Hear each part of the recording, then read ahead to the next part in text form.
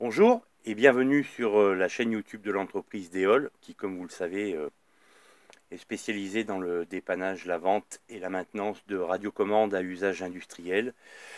Donc pour radiocommandes pour les grues, pour les machines d'hydrocurage et les ponts roulants bien entendu, et toutes sortes de machines qui nécessitent une commande à distance.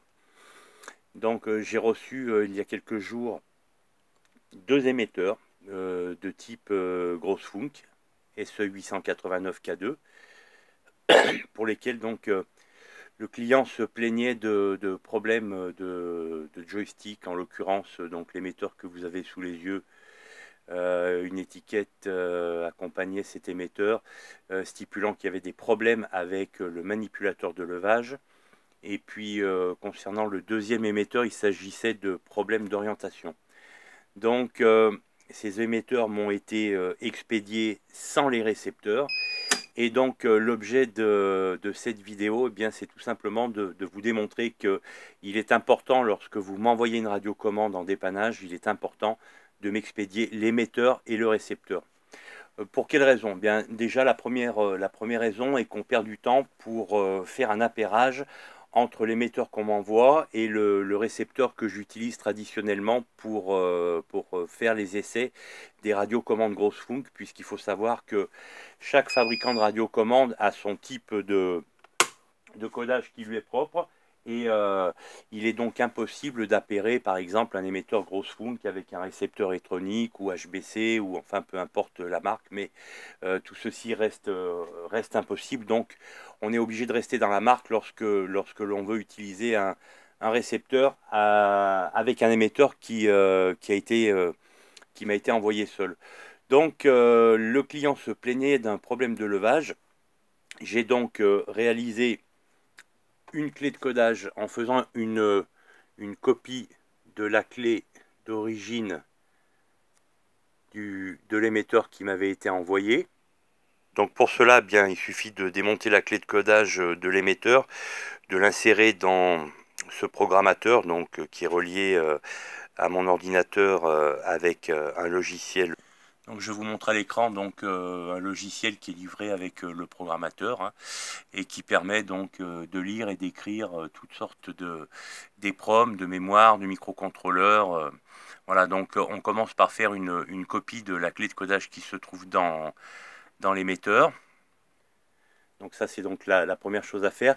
Et puis ensuite, les radiocommandes grosse Funk ont une particularité, c'est que la partie HF est monocanal et qu'on n'a jamais la même fréquence entre les divers émetteurs qui peuvent venir chez moi et mon récepteur qui me sert de bande test. Donc pour faciliter les choses, j'ai tout simplement fait un cordon.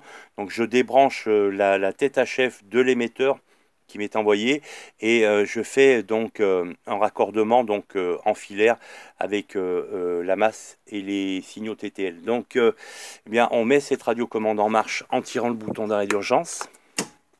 Voilà, et comme vous pouvez le constater sur le récepteur, donc on a les voyants d'arrêt d'urgence qui s'éclairent. Donc on va faire les tests. Le problème venait semble-t-il, du manipulateur de levage. Donc je vais essayer d'avoir à l'image aussi bien l'émetteur que le récepteur. Donc lorsque je fais de la descente en première vitesse, donc comme vous pouvez le voir, la descente s'éclaire ici. On a ensuite la deuxième vitesse, la troisième vitesse, la quatrième vitesse qui se trouve là en haut. Donc il n'y a que 4 vitesses qui sont câblées sur cette radiocommande.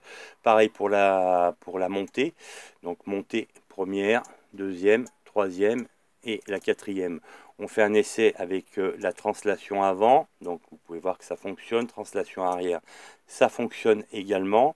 On va faire du chariot en première, deuxième, chariot arrière première, deuxième, et puis donc les orientations à gauche, là en haut, la deuxième, la troisième, la quatrième et à droite, 1, 2, 3, 4. Donc tout simplement, cet émetteur n'est pas en cause dans la panne qui a été décrite par le client. Et donc bien je vais devoir le recontacter pour qu'il m'expédie son récepteur, puisque là mon travail s'arrête ici. L'émetteur a été testé avec succès. Alors là je vous ai montré des essais comme ça. Ici j'ai donc mon banc d'essai qui permet de faire les essais en réel du récepteur, donc avec divers voyants qui s'éclairent comme vous pouvez le voir. Et là malheureusement donc je n'irai pas plus loin, puisque il semblerait que la panne provienne plutôt du récepteur. Eh bien je vous remercie et je vous dis à bientôt.